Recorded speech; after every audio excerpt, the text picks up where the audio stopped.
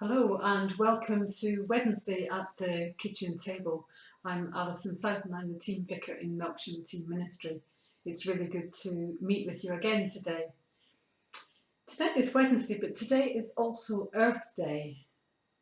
Earth Day is a day where Christians across the world think about the ecology and theology linked together.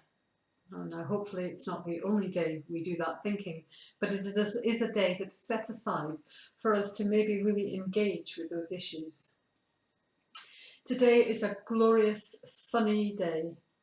It's another day in lockdown and another day where the world is exercised by the coronavirus and the impact it's having across the world.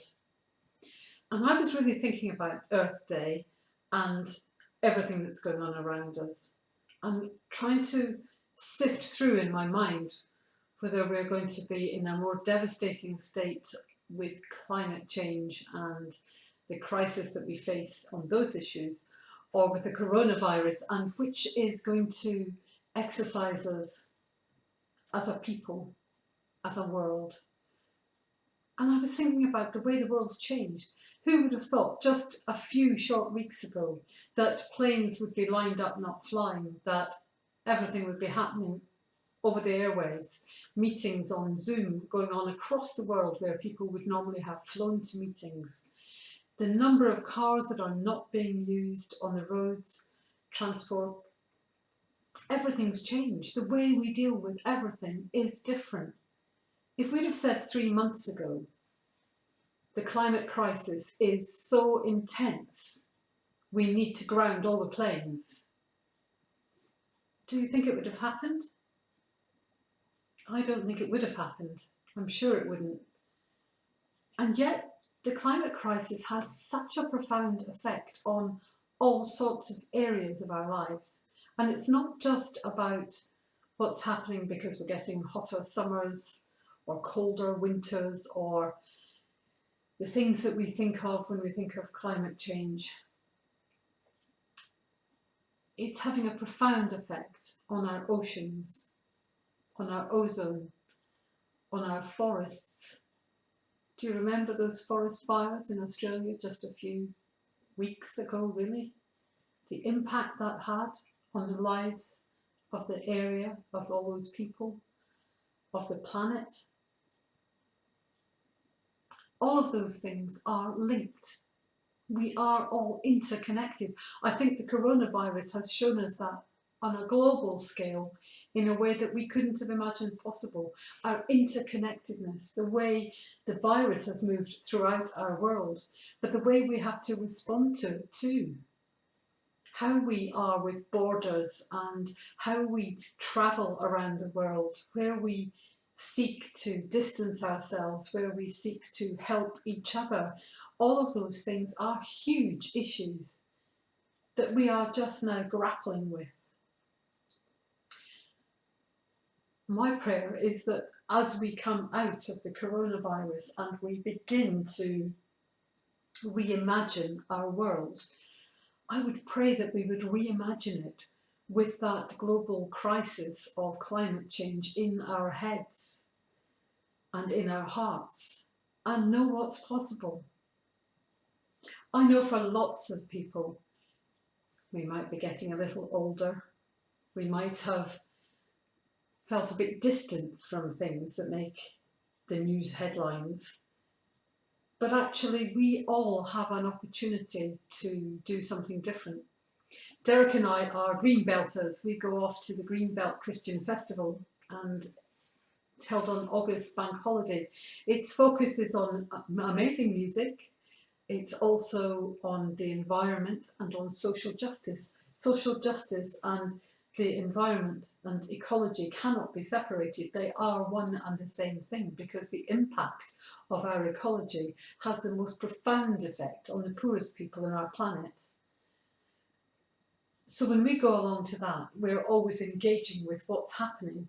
Last summer when we went, there was a huge impact of the fracking that had been going on. And I met with some Lancashire ladies who were knitting nanas, and we heard their story The knitting nanas would turn up near Blackpool in a field where the fracking had been intended to go ahead, and they were there to protest.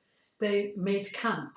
They made themselves visible. Some people were really keen on standing in front of a lorry and saying, no, you're not coming past. Other nanas were less likely to want to do that, so they were the knitting nanas. And they came and they formed a barrier, sat down on their deck chairs, doing some knitting. Present, causing a problem.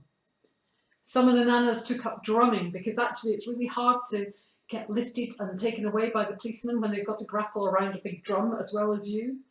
Very difficult. Amusing, but powerful. They did that because they felt completely opposed to the fracking, to the damage that the fracking would do to their environment, not just for themselves, but for their children and their grandchildren, for the generations to come. A whole army of women passionate about the planet and engaging with the possibility of change. We have proved, humanity has proved, it can deal with change. Every single day we are experiencing change in different ways. The way we do everything, completely different. And yet we're managing, we're coping. We might be grumbling, we might have grumpy days, but it's amazing how we are managing. So today, on Earth Day, I'm reminded of the creation story. I'm reminded of the abundance of our planet, made by God so that all might have everything we need.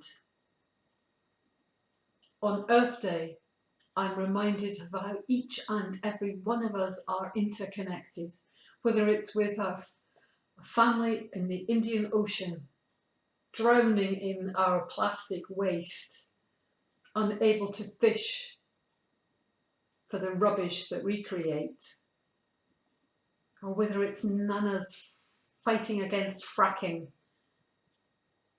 whether it's near or whether it's far, we are connected. And I pray that as we move out of the crisis we find ourselves in, where we have been clapping and cheering the key workers and the support that they have been doing, I hope that we clap and cheer for those who are our ecology warriors. I hope we become ecological warriors in our churches, in our homes, and in our nations. Your voice and my voice lifted to proclaim the earth as worth saving. It's been good to talk again, and I look forward to meeting with you again tomorrow evening. God bless. Bye-bye.